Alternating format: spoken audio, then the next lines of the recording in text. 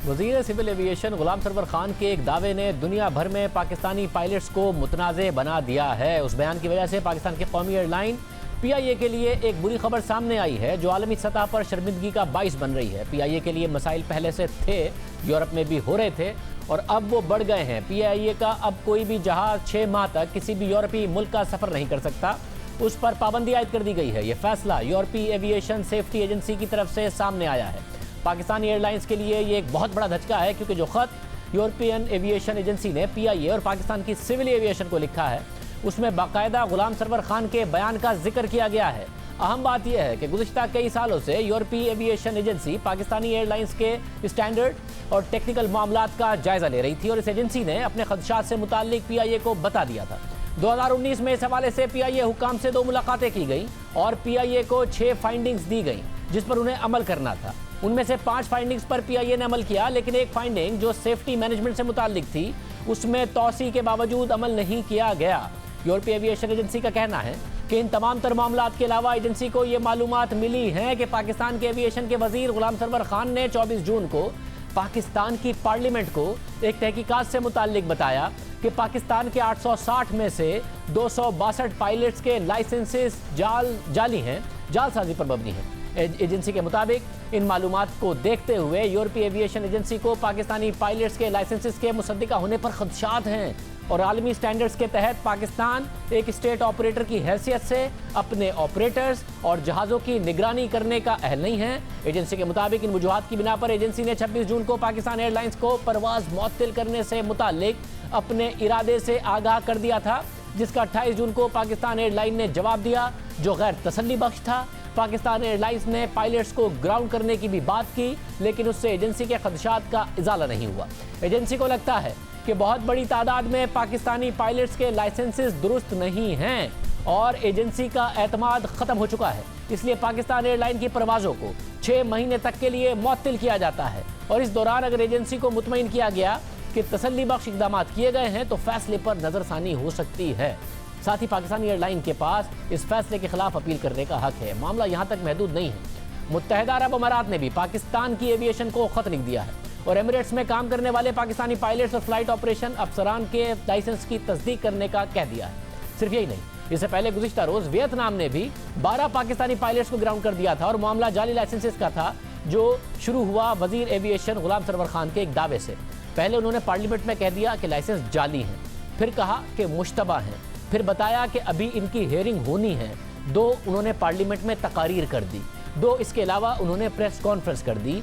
जाहिर है अगर लाइसेंस जाली हैं तो तहकीकात होनी चाहिए, कार्रवाई होनी चाहिए और हतमी फाइंडिंग्स के बाद लोगों के नाम आने चाहिए, मगर बजाय इसके कि हतमी कोई कार्रवाई होती, ये जो इल्ज़ाम लगता है तहरीक इंसाफ पर कि मीडिया ऑब्सेशन है, बार बार मीडिया पर आकर बात कर दी जाती है, यही वज़ीर एविएशन ने किया। पहले पार्लियामेंट में तकरीर करके कह दिया कि 30% पायलट्स के लाइसेंस जाली हैं, दुनिया भर में हेडलाइंस लग गई, फिर कहा मुश्तबा हैं और उसके अगले दिन PIA के चीफ ने बाकायदा तौर पर खत लिखा कि हमें तो बता दें उनके नाम क्या है। मीडिया पर बात कर दी गई, उन्हें नाम नहीं बताए गए। उससे अगले दिन एक और खत लिखा कि अभी तक आपने नाम नहीं बताए। फिर एक और प्रेस कॉन्फ्रेंस की और कहा कि नाम जो है वो वेबसाइट पर जारी कर रहा है। हमने उसी रात को PIA के तर्जुमान को बुलाया तो उन्होंने कहा अभी तक हमारे पास नाम नहीं। ये 25 तारीख को खत लिखा है, 24 तारीख को उन्होंने तकरीर की और खत में कह रहे हैं कि जी हमें लिस्ट दे दें। तो आप लोगों को कब मिली है लिस्ट? मिल गई है अब लिस्ट? अब उन्होंने कहा कि हमने एयर ब्लू और दूसरी एयरलाइंस को और PIA को दे दी है लिस्ट। अभी उनके मिनिस्टर साहब ने कहा है कि वहां से इशू हो गई है सिविल एविएशन से। हमें अभी तक सरकारी तौर पे वो रिसीव नहीं हुई, लेकिन आई एम प्रीटी श्योर कि अगर उन्हें भेज दिए तो अगली चंद मिनटों या चंद आधे पौने घंटे के अंदर होपफुली हमें एटलीस्ट उसका फैक्स या ईमेल उसकी रिसीव हो जानी चाहिए। PIA को नहीं बताया, 2 तकारीर कर दी, 2 प्रेस कॉन्फ्रेंस कर दी। आज वजीर आजम ने भी गुलाम सरवर खान का दिफा किया। या भी PIA की जी रिपोर्ट दबा दें। सोचे, मैं कहते PIA की रिपोर्ट दबा दो, यानी आप अगर फेक नहीं ये पब्लिश करते हैं कि ये लोगों के फेक लाइसेंसेस हैं, यानी लोगों की जानो खतरे में। अगर कोई आपको पता हो रिपोर्ट में कि कोई फेक लाइसेंस है और आप ना करें, कोई क्रैश हो जाए तो खून तो मेरे हाथों पे है, हम सारी कौम के ऊपर है।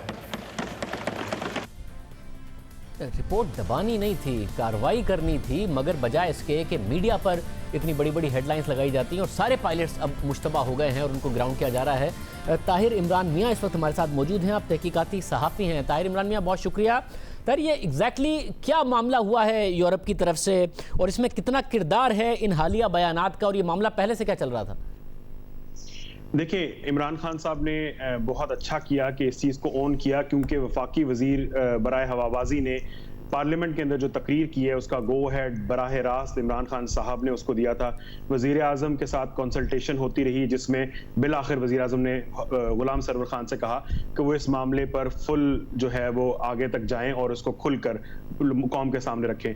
तो इसमें जो अगर इल्ज़ाम लगता है, जो सारे आप बात कर रहे हैं, उसके अंदर इल्ज़ाम जो है वो इमरान खान साहब पर भी, सवाल उन पर भी लगता है कि क्या उन्होंने कॉन्सिक्वेंसेस को देखा या नहीं देखा। जहां तक यूरोप की बात कर रहे हैं, यूरोप की रिपोर्ट के ऊपर जो सारी बात हो रही है वो मेरे नज़दीक एक लेवल तक आधी है।